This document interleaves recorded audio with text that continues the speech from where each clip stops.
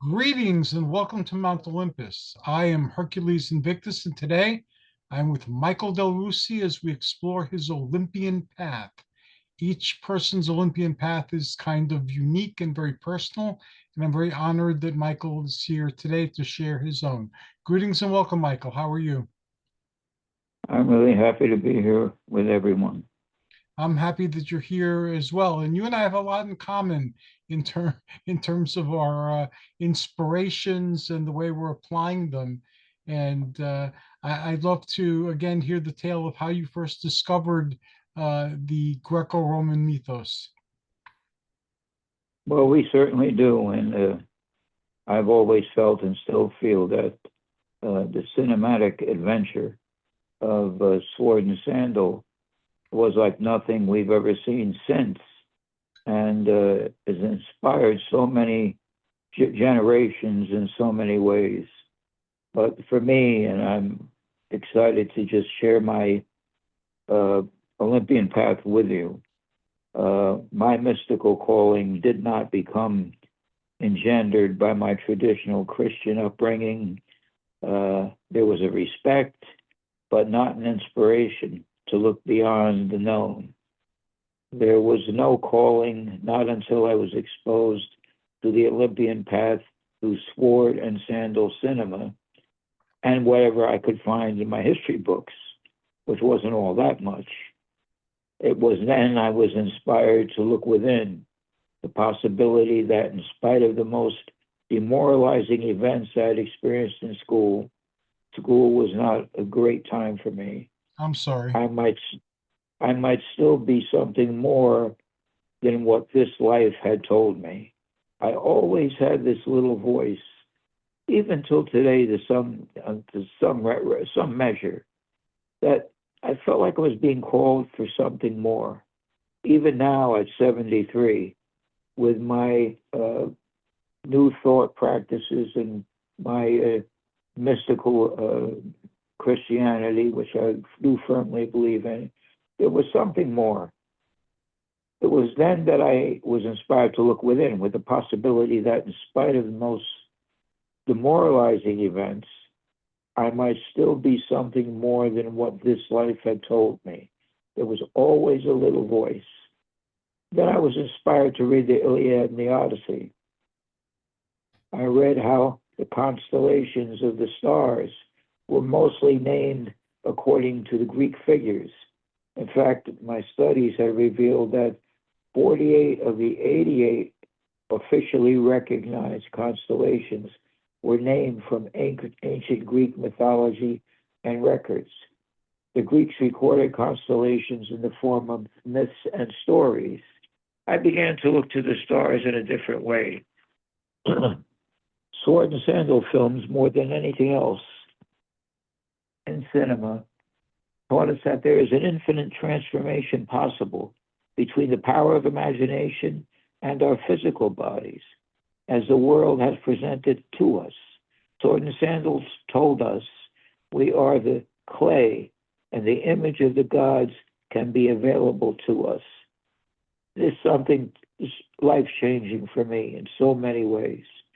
There are many inspiring stories of lives that were transformed by a person turning to weight training and physical fitness because of the influences of Greek culture and the visions of the gods. And a quick story there that I'd like to share. A bodybuilder that I do like today because of his intellect and his inspiration, and I don't care for too many in terms of their overall physique.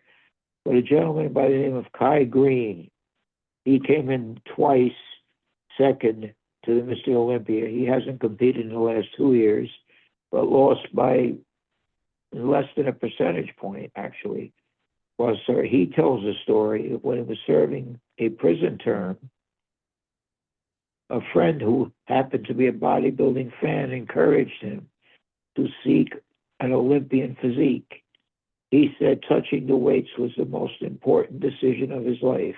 The friend who influenced him also happened to be a fan of Greek mythology and the exploring of that mythology through sword and sandal films. So that is just one of many, many success stories when it comes to those whose lives have been changed and eventually led to physical culture through sword and sandal cinema and the many aspects of mythology that came along with it. So to me, what Greek gods, athletes, philosophers brought to the world uh, was a vast field of human potential and the desire to explore that field. That to me, that is what opened my entire life to something that would contribute to even now, 7 decades later, contribute to whatever growth I may have experienced. So for me, the mythical path, the Olympian path, that was the beginning. Being introduced to everything that the Greek culture had to bring to the entire world in terms of their mythology, their religion, which affected everything, least of all, what we could be physically, what transformations we could experience physically. An Olympian mind, to me, refers to the mental discipline, emotional resilience, and unwavering focus that allows all of us to create optimum dreams. I never experienced this in any other way. I came from a very traditional Catholic family, did all the right things, followed all the right rules, wasn't as inspired. The inspiration was not there, but you did it as an obligation. When I discovered Greek mythology and everything that came along with it, it was a whole new world. And within me, there was no confidence was instilled, not in school, not in religion, not very much even through family life, but the sword and sandal cinema and its exposing of Greek mythology and all of its heroes saved my life as a human being, gave me courage and confidence that I never thought I would have. That is the initial beginning of where I started to develop as a total human being, whatever development that may entail. That's how it happened.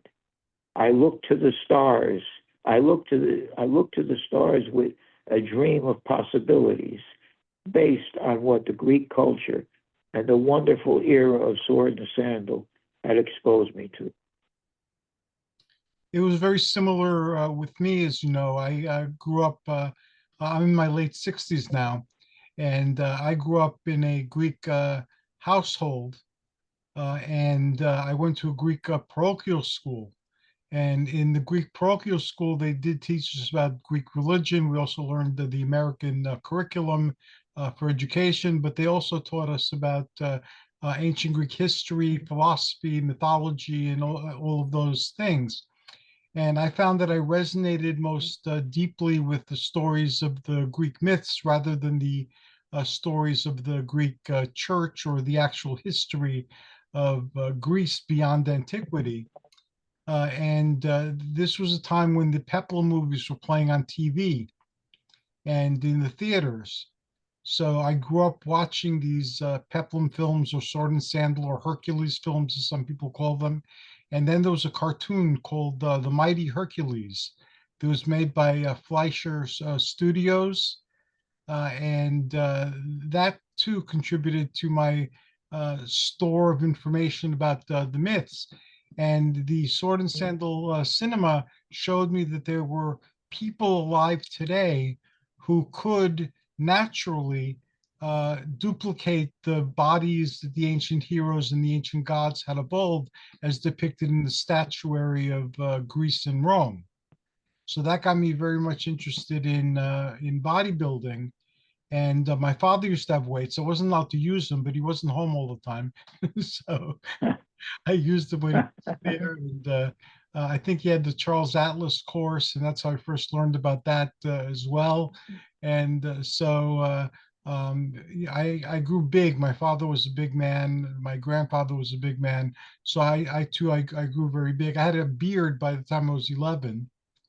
and Oh my goodness. almost my full height. So it was very much part of my childhood too. And I've always liked that physique better than the chemically enhanced physiques that people got on steroids. Uh, Hmm. Even though those were glorified in comic books and superhero movies later on, still the classic physique, the physique that you get through physical culture, is the one that I most admired and that I strove to embody. I spent a lot of my youth and my not so youth studying philosophical systems and spiritual systems throughout the globe. And there are many that gave me a lot of insight and perspective and helped me develop as a person. But I always return back to the spirituality of the my mythic ancestors. And one of the fields I got into was psychology, and found that psychology relies very heavily on the Greek myths as well. Freud, Jung, the transpersonalists, the neo-Jungians. Uh, if Hmm. you want to study mythology inside our psyche, where these things live inside of us and in our world, that it's a great place to go to study Joseph Campbell and Jung and Hillman and several other writers. So it's always meant a lot to me. And when I worked as a teacher, I used to give talks throughout the New York to the school systems. And one of the stories they wanted to hear was about how other people wanted to be firemen and policemen, but I wanted to be a Hercules or a son of Hercules, at least, and fight monsters like bureaucracy and tyranny and things like that. So it's been a very important part of my life. And I love when I talk to people like you who also found these things and found meaning and value to them. And also with New Thought, that's something we also share. And it too has mythic roots. Well, I was going to say that I love everything you just said. You know, what's interesting, even in my early 30s, I would say, just the name Hercules, just if it was an advertisement to some product, and some they happened to be using the name, something welled up inside of me, a Hmm. kind of energy and fluid imagination that I had never before experienced. And I wasn't, and I'm still not, obviously, a big man like you. I was not blessed with the wonderful size and strength that you have. So I was always diminutive, so to speak. And on top of that, I'm basically a small boned individual, which counts in physical fitness and weight training. You don't won't hear this all the time, but a large bone figure does matter. It does matter in terms of power and strength. So on top of being a small individual, I never had that huge bone density that I feel is also needed for lifting impressive weights. But the mental discipline, emotional resilience, and unwavering focus that allows all of us to create optimum dreams, goals, as well as enhance our relationships. That's what the Greek mythology and Greek culture brought to me. And nothing else could even begin to fill that void. So, how my Olympian path began, that was it. And it's something that cannot even be defined in many ways because I experienced that power. I experienced that power with that blessing. I received nowhere else. That was the source that made me whatever productive thing I've done as an adult human today. That was the source. And we talk a lot about torchbearers. I can tell you that Yes. I will be a torchbearer until I die because, and I will come out but waving the flag for Sword and Sandal Cinema and what it contributed to society as a whole. To men, yes, men here in Western America, but also women who became involved, especially during the 80s, as we know. But even before then, became involved in the idea of physical transformation and wanting to look like some of those statuesque images that were seen and that they were exposed to through Greek culture, art, the mythology that came along with it. The women have also been enamored. So for me, it's a legendary influence on humanity in general. Has mainstream media praised the sword and sandal era as it should? Well, probably more now than they have in the past, but the full impact of what sword and sandal had brought to civilization has not yet been acknowledged.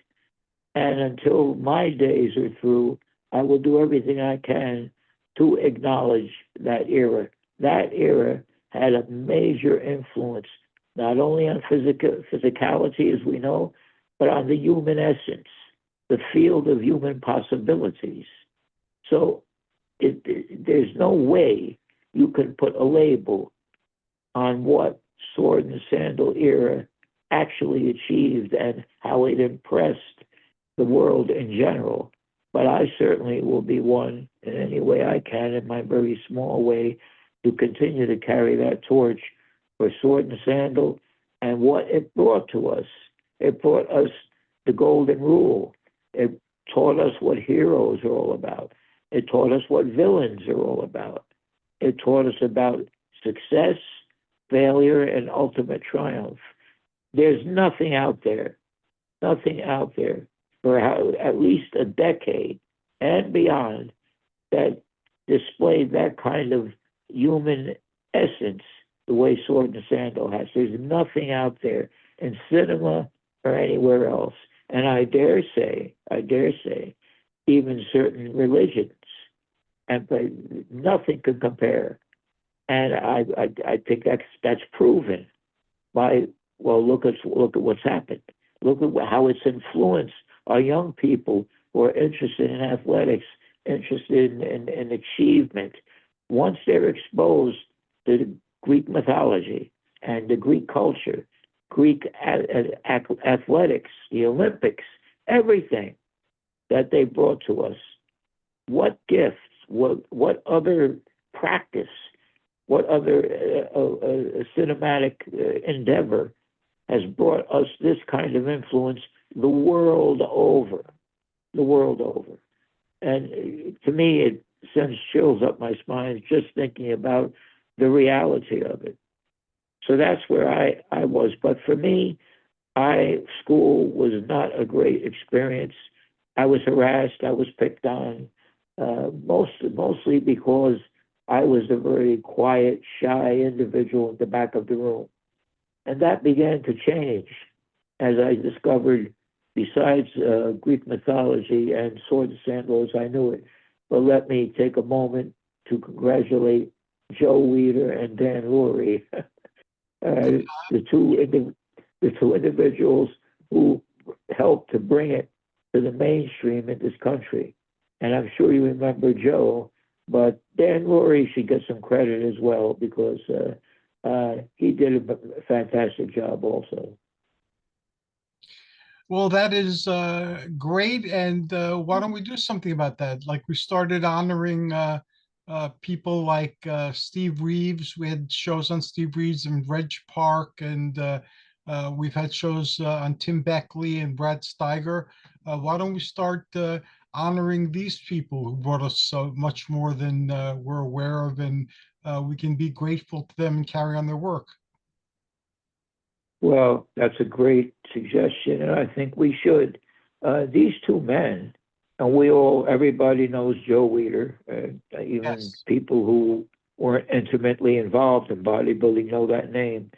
I mean, he started out so small and humbly here in Jersey City, printing up his ideas and concepts on weight training and the human physique, mimeographing his magazines. They were mimeograph. I mean, there was nothing elaborate here. But he started from a warehouse in Jersey City. Eventually, as the magazines and the contest grew, He moved his operation to California, and the rest is history.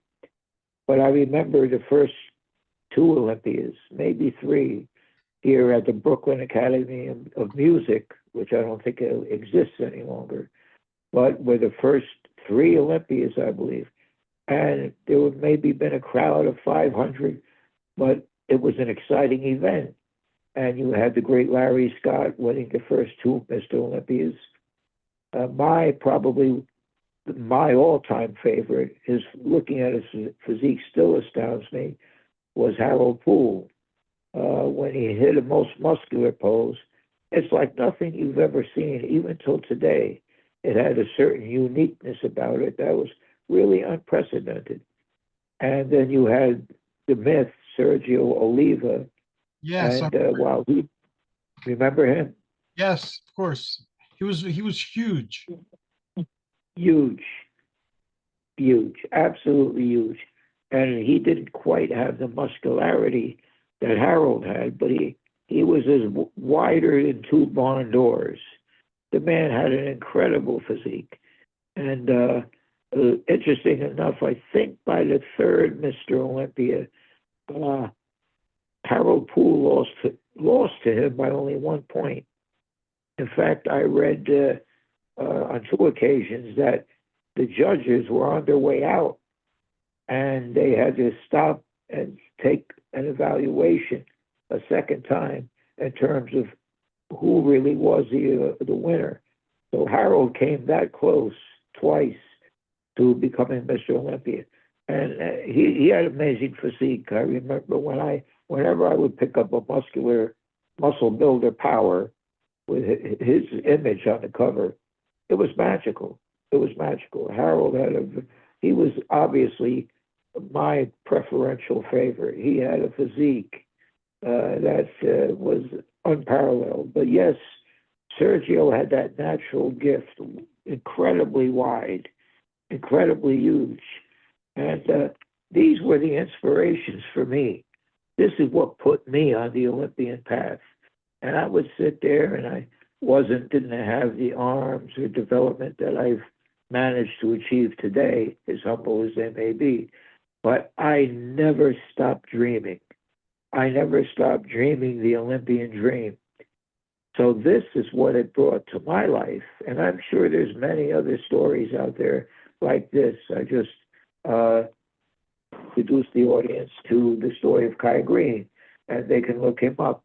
He's a wonderful teacher, very animated, just a great personality, and has a unique physique all his own. The physiques today, unfortunately, I'm afraid you can see they're all chemically induced. It's not what we grew up with. We grew up with men and women who fashioned their bodies according to the Greek ideal. And that's the way it should have remained. But unfortunately, we're way beyond the pale today. It's very unfortunate what's become of the sport. And though I still look at it occasionally, it's not with the same enthusiasm. I immediately turn back to old copies of Muscle Builder Power, Muscular Training, Iron Man magazine when it was owned by, remember Iron Man? Oh, of course, yeah. Those little digests. It was that little digest, but it was packed full of useful inspiration and even some spiritual articles by Perry Rader, I believe his name was. He would sometimes delve into the importance of living by the golden rule.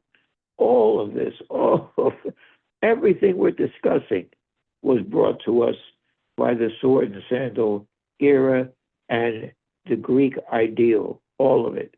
How can anyone put a price on what the sword and sandal era really brought to us?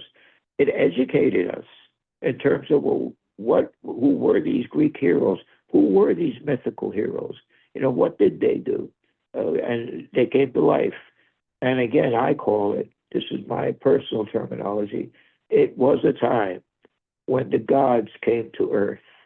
When the gods came to earth and we realized there's a whole nother world that presents us with the possibilities of human development, the likes of which we never experienced prior. So yes, while there were bodybuilders in the 1800s, Eugene Sandow, and some of these other legends, nothing brought the modern civilization, exposed modern civilization to the forefront of what this could actually mean until Sword Sandal and our wisdom of what the Greek culture was all about in terms of idolizing the human form, idolizing sports, and just what it's capable of when we develop the body to the next level, to the next extreme, if you will, than what we became accustomed to. So, this is something that I feel should be talked about more often. Maybe in the near future it will be. But for me, the fire still burns strong, and it always will. Well, that's a good thing. And the fire burns strong in me, and you're inspiring me to think up some new programs we could cultivate. So we'll have a lot of conversations off the record and come up with some new shows in the next couple of months. But yeah, I firmly believe in honoring those who actually brought us these things, and also the information that they use to inspire themselves and us to become more than we believe that we can be. And and that's what the Sword and Sandal cinema did for a lot of people. It showed them that these heroic physiques are attainable by mortal people. So it wasn't just gods, it wasn't just heroes, it was anybody who set the time and energy and learned the techniques could build a body like that. That's what's so amazing.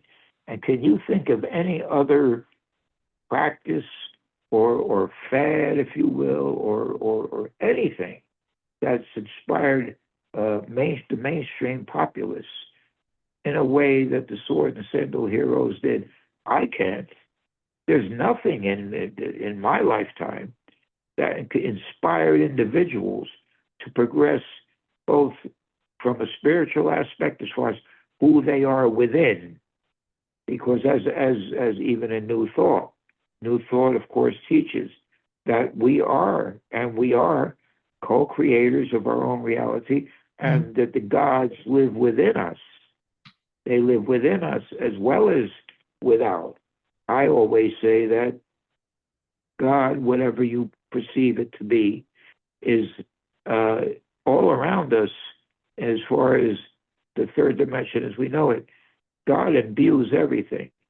But the consciousness of God lives within us with unlimited possibility. It is a field of all possibilities. And that's another aspect of it. What Sword and Sandal brought to us, really, if you want to really get down to it, is that there is a field of all possibilities to look to and reach to the stars, to reach for the stars, and draw it into ourselves. I mean, you name some of the greats: Steve Reeves, Reg Park, Gordon Mitchell, Mark Forrest, Gordon Scott, and I'm leaving a lot of names out, Reg Lewis. All of these men who started out with nothing, many of them these weren't rich men. They started out with a barbell and dumbbells and in dungeons, trading in dungeons many times, and humble little gyms that were quickly thrown together by someone. And these men, these 4 or 5 men that I just mentioned, influenced so many generations to actually pick up those weights and see, what can I do with my biceps? What can I do with my anatomy? How can I look the way some of these individuals look? How can I take this to the next step? Can I do that? Can I look like that too? And this is what Sword and Sandal till today, of course, because we still, thank God, we have access to all of the films. There's so many of them. Right. This to me showed what the expansion of the human spirit was, a matter of creating a mystical reality, and with imagination and in collaboration with the gods themselves, the gods that we were exposed to through sword and sandal cinema. And it's at that point I feel that yes, the gods did indeed touch the earth. I believe that as well. And are you familiar with Gnosticism at all, Michael? Yes, I am.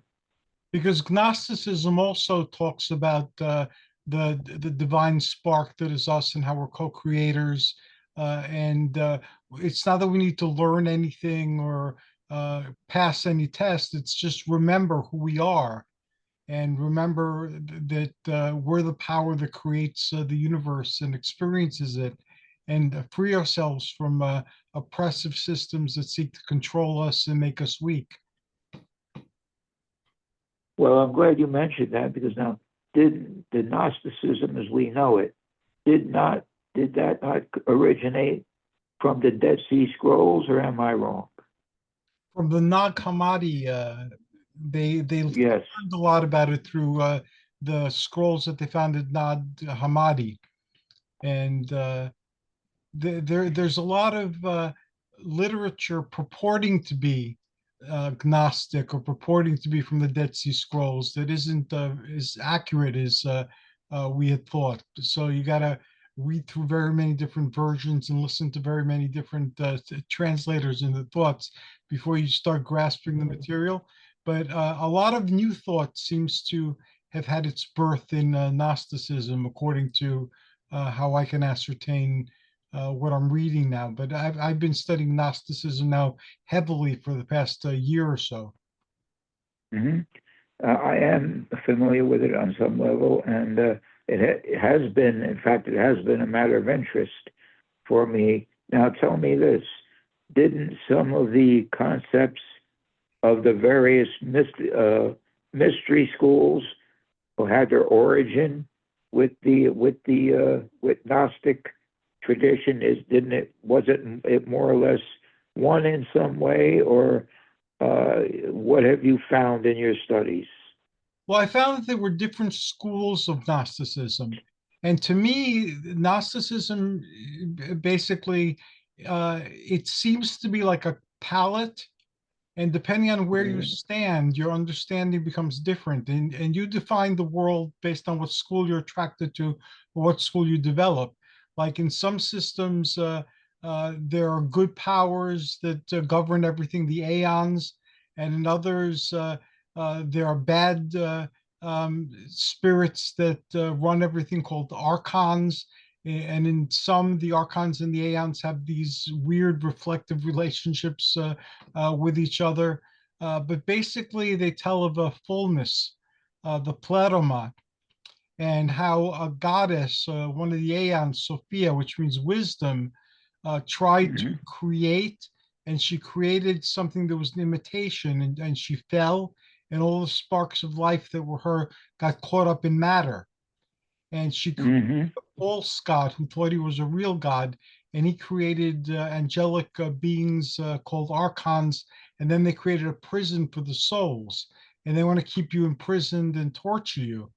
But then there are other systems of Gnosticism where the whole system is designed like a schoolroom to help you evolve. And my mhm. beliefs on Gnosticism are pretty much in that camp. I think this world and our experiences in it are a schoolroom and a positive thing, all in all. So I don't believe that we're in a hellish place being tortured by demon gods. No, I agree with you. That's pure fantasy that unfortunately was created by religious dogma, by Yes. various churches, without uh, pointing one out individual. But look, let's face it. We know at the Council of Nicaea, where the books were thrown out, the Book of Thomas, there was a Book of Mary, uh, Enoch. I'm leaving some books out, I know, and Believe you make a point. Yes, yes. You make a point. There are some that we don't know if they're original or not. The story goes, the way I understand it, that there was some that were added to, the hidden books, secret scriptures that may not be authentic. We don't know, but most of it, I believe, is authentic, and opened up thought to the reality that the gods live within us. Right. The gods live within us. That, I think, that was the core belief of the mystery schools. And yes, there were various symbols and practices, but it was all to enhance the power that is all that we've already been blessed with, that lives within the capacity of achievement, the capacity to grasp what the universe is all about, begins within us. And I think, generally speaking, that's what the mystery schools tried to teach. What the Greek mystery schools, were they the Eleusinian mystery schools, or am I wrong on that? Yeah, there was the illusion or the Eleusinian, as some people call it, mystery schools. There was the mystery of Samothrace or Samothraki, as Mm-hmm. it's in Greek. There was the Dionysian mysteries. There were a lot of different mysteries, and not much is known about the mysteries, although we can guess based on the iconography that we've discovered and the fragments that people who later stopped being initiates and started embracing the Abrahamic religions, they shared some of the hidden things. So they can kind of reconstruct the mysteries. And in the mysteries were said to remove the fear of death because you became aware of a greater spiritual reality, and you discovered your place in a bigger universe. Mm-hmm. Now another aspect of this too, of this growth from accepting our and seeking our Olympian path, I believe, was Stoicism. Yes. Now, can you tell me something? Tell us all a little bit about what you've learned about Stoicism. Well, with Stoicism, your attitude gets you through many of the pitfalls of life. And Mm-hmm. Stoicism teaches you not to react to things the way Mm-hmm. that you've been taught in a reactive, where you start getting caught up in what your thoughts happen to be on something, and you're not able to distinguish between what is actually happening and what you're experiencing based on what your beliefs are in terms of what is happening. And also with the Mm-hmm. reality of there's certain things you can't do anything about. So disturbing your peace over them and running yourself ragged in your mind and in your emotions isn't going to help you at all. So the Stoics, and the word still exists in our vocabulary, somebody who takes life as it is and accepts life as it is and shows dignity regardless of what happens to them, puts things in the proper perspective. A lot of the philosophies of Greeks focused on living a better life. So Mm-hmm. different philosophers have different ideas, like Diogenes. He's often portrayed as walking down the street in a lantern, looking for good men. Diogenes didn't believe in personal possessions, for instance. So he was what most That's people interesting. call very poor, and he lived in a barrel. And he did some things that people didn't like he used to urinate in the streets. Oh So my goodness. uh, aside from that, he again he showed how we don't really need very much to live good lives. And one of the stories about him is that um, his disciples were concerned about him living in the streets and everything, and they say like, "What if he dies?" So he said, "That's a good Mm-hmm. point. Well, give me a stick." And they said, "What are you gonna do with a stick?" He goes, If I die and the dogs come to eat me or something, I'll beat them off." And his disciples said, "You'll be dead. You can't beat off the dogs." And he said, "Precisely." So if he's dead, if the dogs eat him, they don't eat him. So again, that was a little known or a little accepted way of looking at life, but that's how Diogenes saw it. And Socrates uh, had people ask questions about things to get to real answers and not just the accepted answers that you're given. Not to accept Mm-hmm. what you're told, but to question for yourself to find out what it is. And he was killed by the state for corrupting the morals of youth by making them question. Yes, And that's yes, that's very true. That's remarkable. But that's what they did. They And got together, they talked, they had symposiums. And what a lot of people don't know is that the symposiums weren't like college lectures. The symposiums were parties where they get drunk and talk about life and all this. So some of those philosophies exist to this day, and people still adopt these philosophies, like the Platonic philosophy, and apply them to their lives. And there's a lot of people writing new books about Stoicism.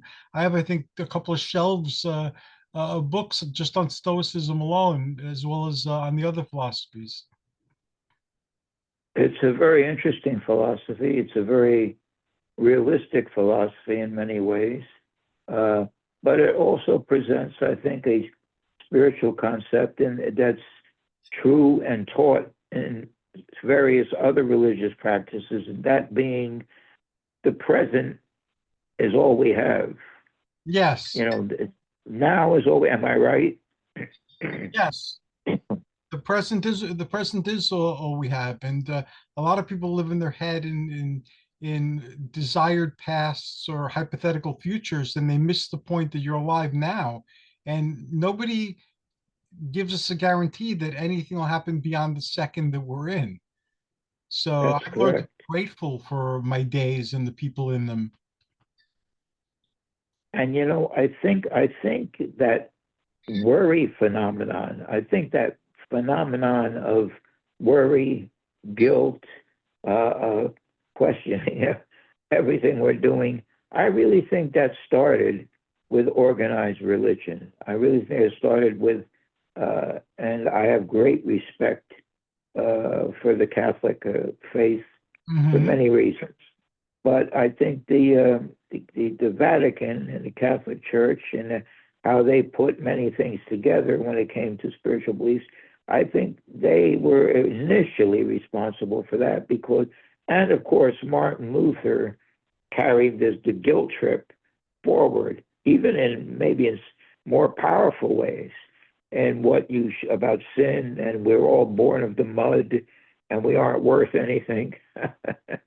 And I think he carried it even to further extremes, though initially he rebelled against the Catholic Church.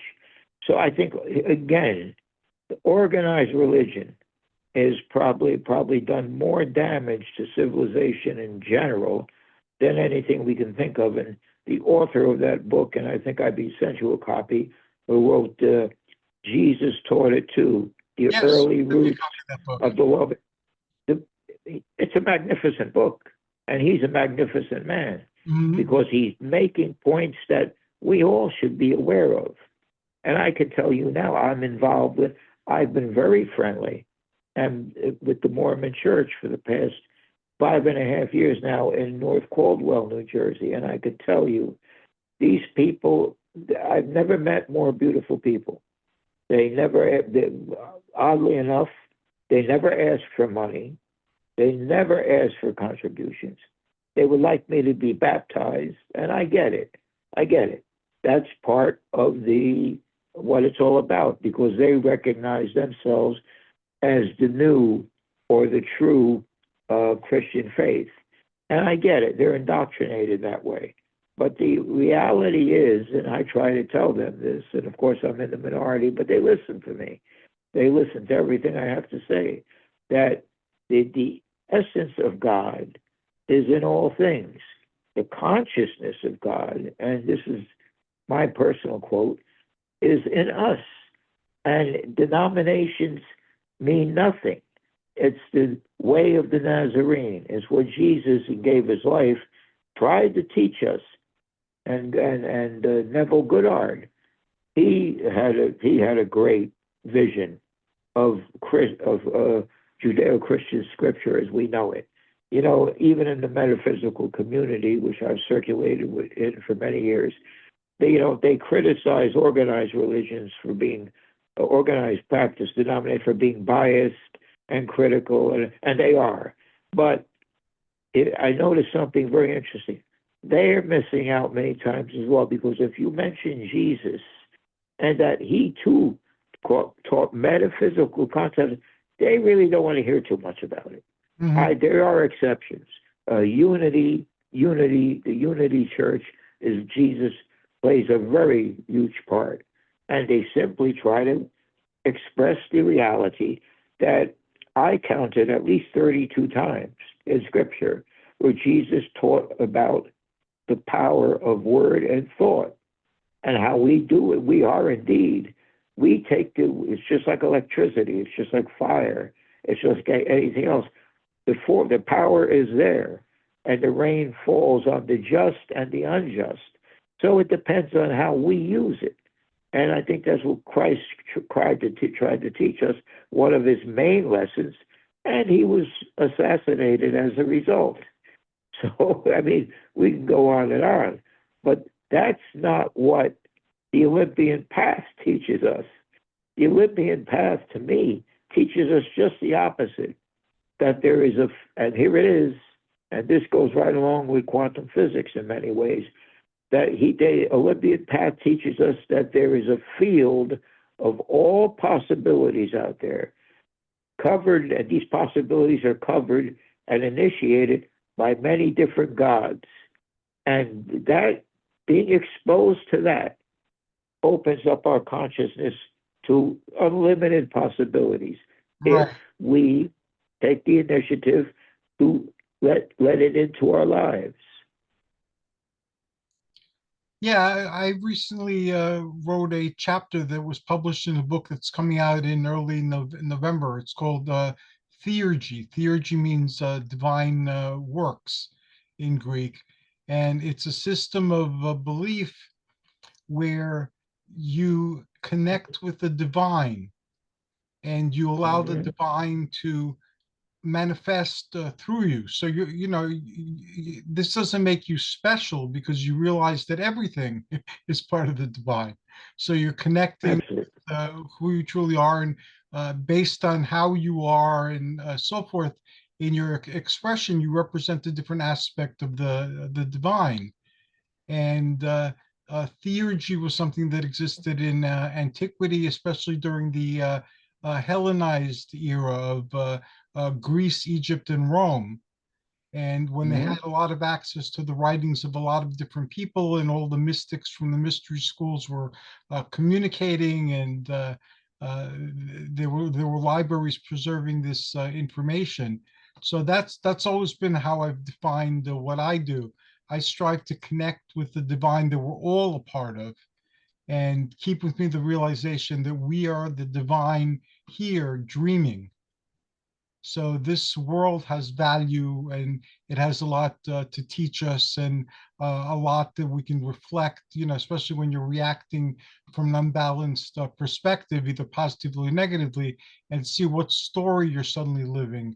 And then to remember all the stories that you read and how they turned out, and just weigh those things as you make your own decisions and see if you can get the best possible outcome for the story you happen to be in. But I find that New Thought and mythical and mystical stories of antiquity have been amongst the most powerful things that I've adopted for my own spiritual path. And I too, the Mormons have a lot of interesting things to say. I like especially their, you can become a god in the Mormon faith and have your own planet. And there's a lot of information on that, on Kobol, I believe it's called. Cool, but you're absolutely correct, and uh, you're absolutely right. And there's a lot of interesting. There's definitely metaphysical flavor, to say the least, in Mormon tradition, Mormon teachings. And for those who just as in the case of the Catholics, uh, whether some want to face it or not, Mormons are accused of being a cult. Catholics are also accused. Well, Catholics, I hear this on Christian radio continuously. Catholics, they're not really Christian. They have their own Bible and their own catechism, and of course the saints. They reject the ministry of Mary. Catholics have also been accused of being cultish in flavor, let's put it that way. But again, this comes from the conservative movements that came afterwards, Martin Luther and all of the rest. Catholics are still, as Mormons are still open to continuation in terms of signs, miracles, and wonders that can still take place, can still happen. In other words, access to the invisible world. But your more conservative Christian denominations closed the door to that. Martin Luther closed the door to that. They then did not believe in miracles, signs, and wonders. And I think it's, again, the problem. This is a problem with denominations and organized religion. They throw out the baby with the bathwater. I've done a lot of research on the Lady of Guadalupe, Juan Diego, and when he opened his coat, if you will, there was the image of the Virgin Mother. From what I've been able to determine with my research up to this point, they can't absolutely define this as a fraud in any way. The Shroud of Turin goes almost without explanation. They don't know what it is. And they've done everything in the book to try to define it, identify it, determine exactly what constitutes this image. And I try to keep up with the latest scientific data. To my knowledge, they still don't know. They can't identify this for sure one way or the other. They don't know what it is or how it was created. There are other mysteries. There's a statue of the Virgin Mother that is bleeding blood from the eyes and continues to. I just read the case. I think it's Portugal, I'm not sure. That has not been conclusively defined as any kind of hoax, if you will. So there are mysteries within the confines of Christian mysticism. So going beyond that, we know that is there an Olympian flavor to this? Absolutely. Because again, original Greek thought, Olympian thought, opens up the field to all possibilities. But when man gets a hold of something, he has a penchant for control. And whether it be business or whatever the case might be, especially in the area of religion, control means not turning to the Christ consciousness within, but turning to the leadership, the man-made leadership without. And you could present proof of the invisible world, and the proof is out there. But they'll listen to you, but they're unwilling to accept it because they've already been indoctrinated to a certain regimen of religion. But you don't need religion.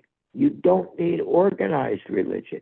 You don't need, as I heard somebody say, there was a gentleman by the name of Donahue. In fact, he used to have a program on cable TV called, I think, The Inner Truth, something like that. I don't know if I have it, the title exactly right. He's 90 years old now, still living. His wife passed away.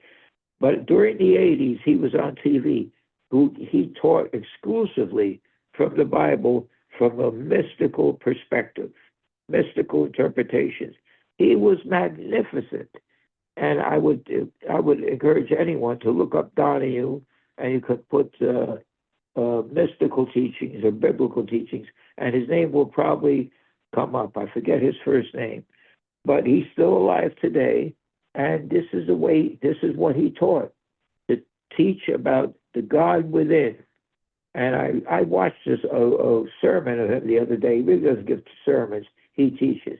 He said, you don't need a church, you don't need a pastor, you don't need a deacon, you just need the words of the occult Christ, which means just simply the hidden Christ. Hidden, yes. And Hidden. Exactly. And what he taught, what he was trying to show us. And it's such, I think there's strong enough evidence now to show Jesus was very real, he existed, and it appears he left us some evidence.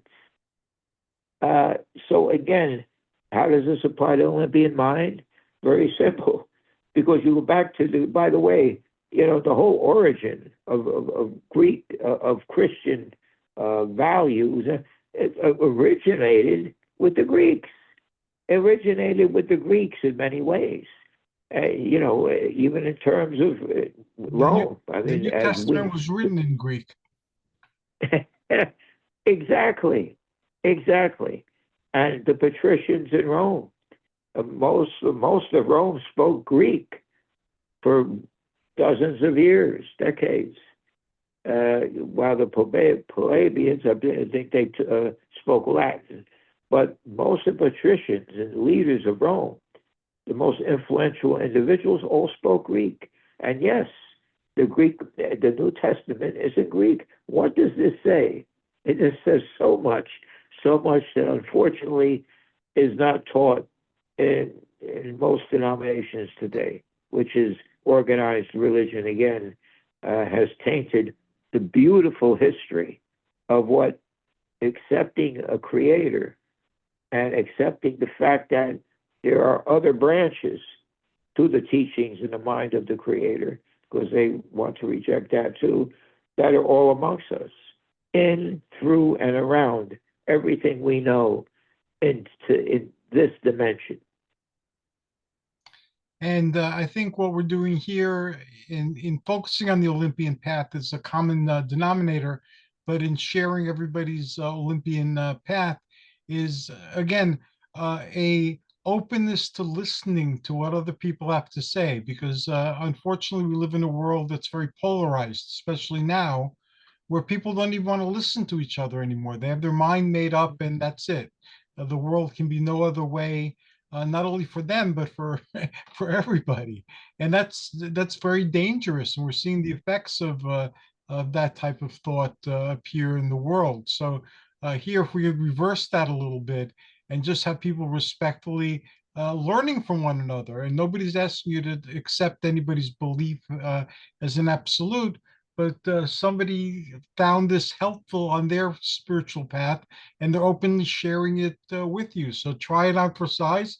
If it works for you, keep it. If it doesn't work for you, don't keep it. But don't forget, at least you understand how somebody got that belief. And that's really one of the biggest goals I'd like for this continuing program. So I want to thank you very much for being on it and for being a part of it. And I look forward to evolving these concepts in further shows.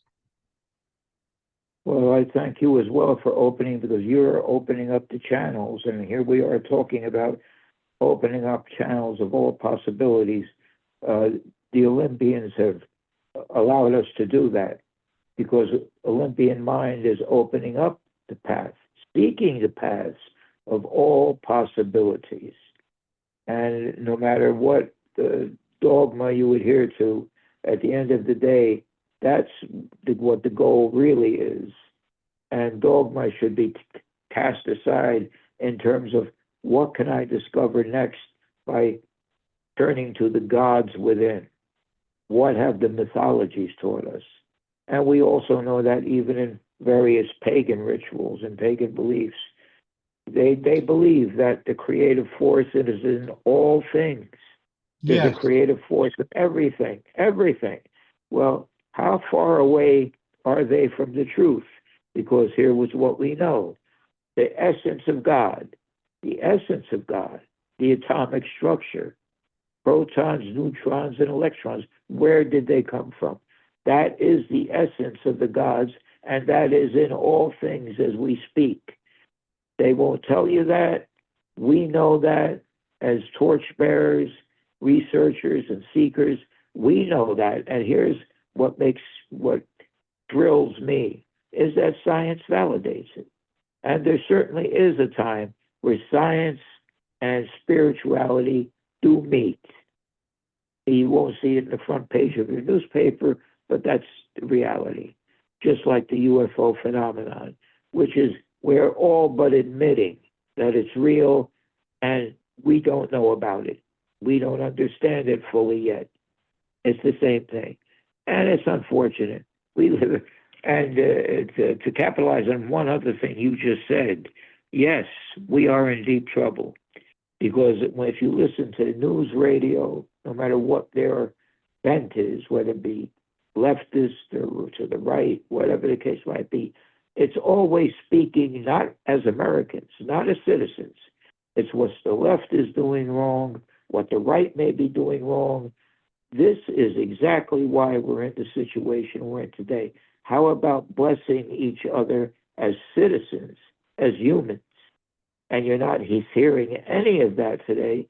And I wish I could be more optimistic about what we're facing right now.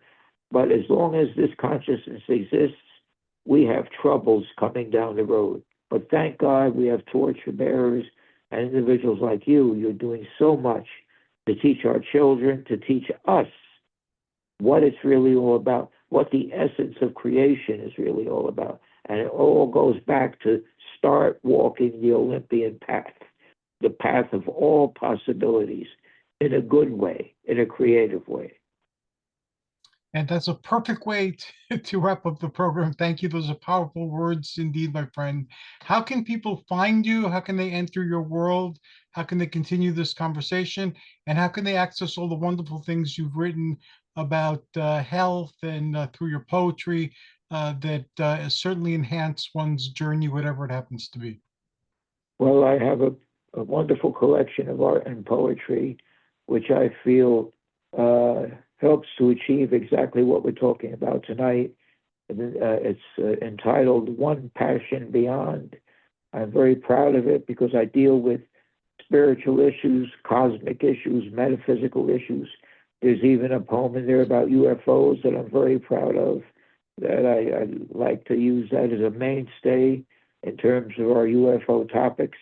It's just a wonderful publication, if I do so myself.